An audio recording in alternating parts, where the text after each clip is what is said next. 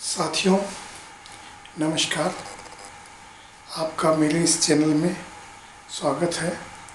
आज हम conveyor belt के बारे में डिस्कस करेंगे। कन्वेयर बेल्ट इंडस्ट्री में यूज़ होने वाला सबसे इम्पॉर्टेंट इक्विपमेंट है।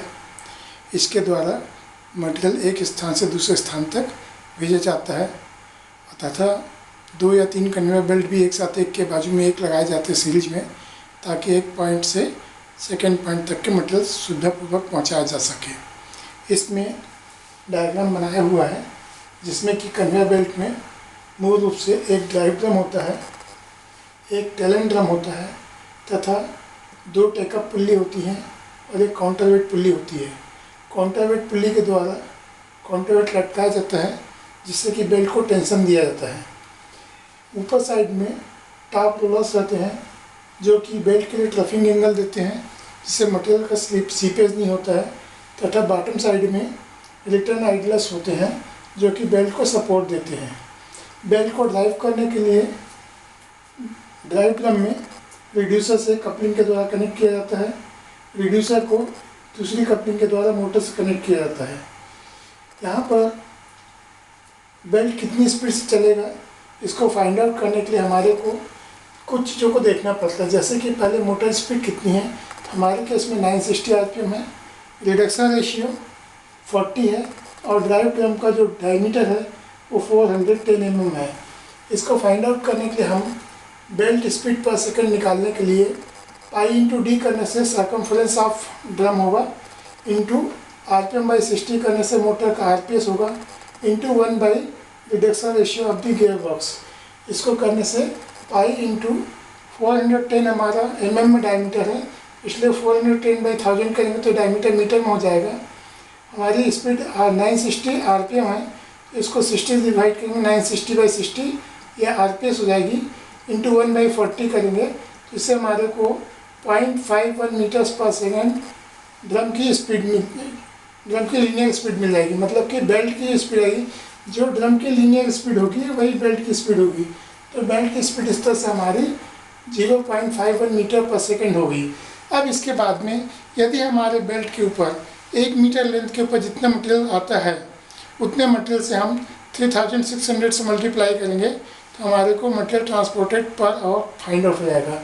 इसके लिए material transported per hour is equal to weight of material on 1 metre length multiply by belt speed into 3600 second होते हैं 1 घंटे में, डिवाइडेड बाई 1000 करने से टर्न्स में कन्वर्ट हो जाएगा।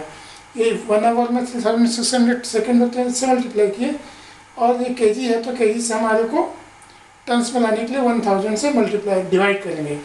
यहाँ पर इज इक्वल टू आ जाएगा वेट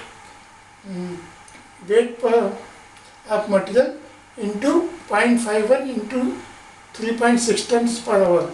यहाँ पर हमने एज्यूम किया है taking weight of material 50 kg per meter, therefore tons per hour capacity is equal to 50 into 0.51 into 3.6 is equal to 91.8 tons per hour इसकी कैपेसिटी आती है। तो जो भी हमारा बेल्ट के ऊपर 1 मीटर लेंथ के ऊपर जितना मटेरियल होगा उसको अगर हम फाइंड आउट कर लें तो बेल्ट में कितना मटेरियल जा रहा है हम जान सकते हैं। इस तरह से बेल्ट का ये जनरल आइडिया है। यहाँ पर चूट रहता है जिससे कि पीछे वाले बेल्ट का मटेरियल यहाँ पर आता है और मटेरियल इसके द्वारा मटेरियल ट्रांसपोर्ट होते हुए यहाँ तक जाता है, और यहाँ पर दूसरा चूट रहता है, इससे मटेरियल नेक्स्ट बेल्ट में चली जाता है। इसके लिए आगे वाले बेल्ट से पीछे वाले बेल्ट के बीच में आपस में इंटरलॉकिंग की जाती है, जो इंटरलॉकिंग इलेक्ट्रिकल कॉन्ट्रैक्टर के द्वारा होती है। इसके अलावा ZSS जो 0 स्पीड लिमिट स्विच लगाया जाता है, ZSS सेंसर लगाया जाता है, इलेक्ट्रॉनिक सेंसर, उसके लिए ये वाला ड्रम जो होता है टेकअप पुल्ली, ये सबसे सुविधाजनक होती है। इसके साइड में खाली जगह रहती है तो इसमें 4 मेटेलिक पीस वेल्डिंग कर देते हैं, और उसके बाद में इलेक्ट्रॉनिक सेंसर को इसके सामने में फिट कर दिया जाता है। इसके बाद में इलेक्ट्रॉनिक सेंसर का जो तार है वो इसके कंट्रोलर में जाता है और फिर कंट्रोलर से इंटरलॉकिंग कॉन्टैक्टर सर्किट में चले जाता है। उससे बेल्ट की स्पीड कभी भी नॉर्मल स्पीड से कम होने से ये बेल्ट इमीडिएटली ट्रिप हो जाता है और आगे के सेक्शन में और पीछे के सेक्शन में जामिंग को अवॉइड करता है। इस तरह से ये बेल्ट के बारे में जनरल आइडिया है। इसमें अगर आपको कोई डाउट हो तो मेरे को कमेंट सेक्शन में कमेंट करके पूछ सकते हैं। यदि ये वीडियो आपको यूज़फुल लगता है तो इसको प्लीज़ लाइक करिए, और यदि मेरे चैनल में फर्स्ट टाइम आए हैं तो चैनल को सब्सक्राइब करिए और बेल आइकन दबाना ना भूलिए। आपने जो आपका समय दिया उसके लिए बहुत बहुत धन्यवाद। Thank you very much. Thank you.